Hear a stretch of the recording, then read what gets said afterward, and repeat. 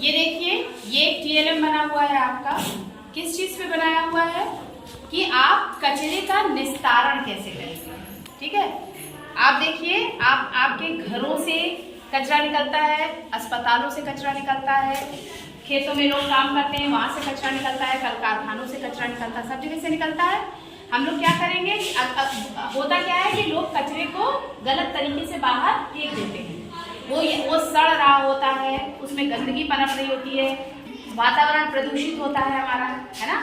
वातावरण प्रदूषित होता है और वो हमारे स्वास्थ्य के लिए हानिकारक होता है। ठीक है, तो उसी वातावरण में हम सांस ले रहे हैं, उसी वातावरण में रह रहे हैं, तो वो हमारे लिए हानिकारक है। तो देखिए, हम लोगों को अपने घरों से या जहाँ से भी जिन जिन जगहों से भी कचरा निकल रहा है, हर जगह के कचरे का सही निस्तारण हमें करना आना चाहिए।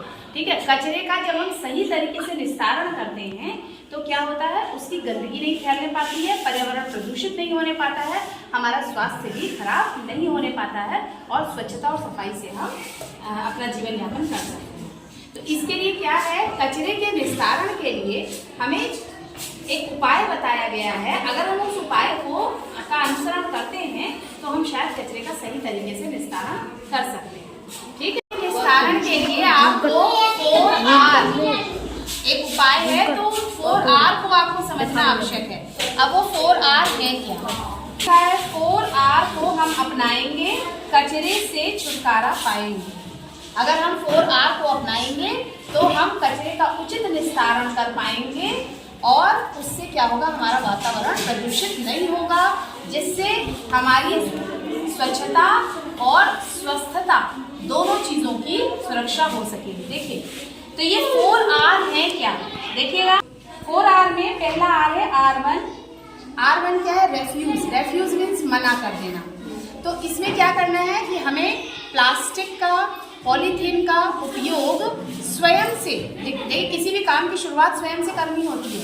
और सबसे पहले हमें प्लास्टिक का, पॉलीथीन का उपयोग जो है स्वयं से मना कर देना है कि हमें इसका प्रयोग नहीं करना है। और जो लोग इसका प्रयोग कर रहे हैं उनको भी प्रोत्साहित करना है कि वह जो है वो इसका प्रयोग नहीं करें। तो ये था R1।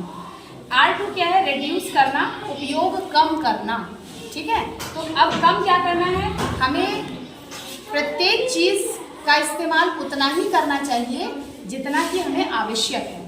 ठीक है, आवश्यकता से अधिक जो है हमें प्रयोग नहीं करना चाहिए। तो उससे क्या होगा, हमारा कचरा भी कम निकलेगा और उसके निस्तारण की समस्या भी पैदा नहीं होगा। फिर तीसरा है R3 है रीयूज। रीयूज माने होता है पुनः उपयोग करना।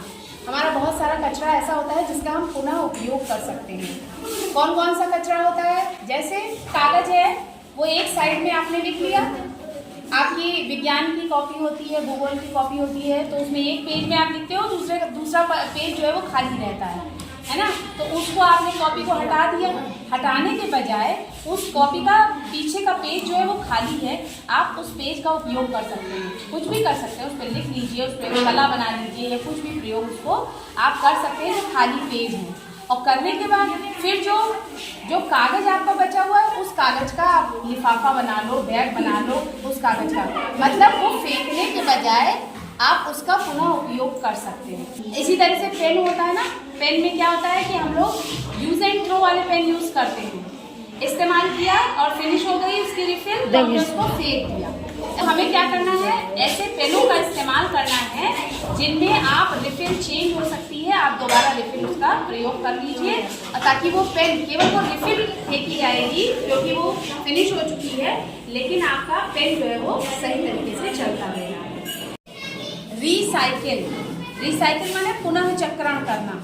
जो अनुपयोगी सामान होते हैं उन अनुपयोगी सामानों का रूप बदल करके उनका पुनः उपयोग किया जा सकता है। जब कोई भी चीज़ खराब हो जाती है ना, तो वो कचरा ही तो हो गई हमारे लिए। जब वो बेकार है, इस्तेमाल नहीं हो रही, तो वो कचरा ही हो गया ना हमारे लिए। फिर देखिए, अखबार वगैरह निकलते हैं, दफ्ती निकलती है, प्लास्टिक, कबाड़। तो ये क्या होता है कि हमको इन सारे सामानों को किसको दे देना चाहिए, कबाड़ी को दे देना चाहिए। कबाड़ी आता है, उसे बेच देते हो, दे देते हो ना उसे, और फिर वो क्या करता है, प्लास्टिक का पुनः चक्रण हो जाता है। वो प्लास्टिक जो हमारे लिए यूजलेस थी, बेकार थी, उस प्लास्टिक को हमने कबाड़ी को दे दिया और कबाड़ी ने ले जा करके किसी कारखाने में बेच दिया जा करके, और फिर उसी प्लास्टिक से कुछ नई नई चीज़ें बन जाती हो जाता है ना। और जैसे अखबार है, अखबार भी हम लोग बेच देते हैं, तो उस अखबार का भी पुनः चक्रण हो जाता है। फूलदान वगैरह बना लिए, है ना, ये सब भी। अखबार से आप क्या कर सकते हो, अखबार से लिफाफे बना लेते हो, लिफाफे बनते हैं, पेपर बैग बनते हैं, तो ये कर सकते हैं।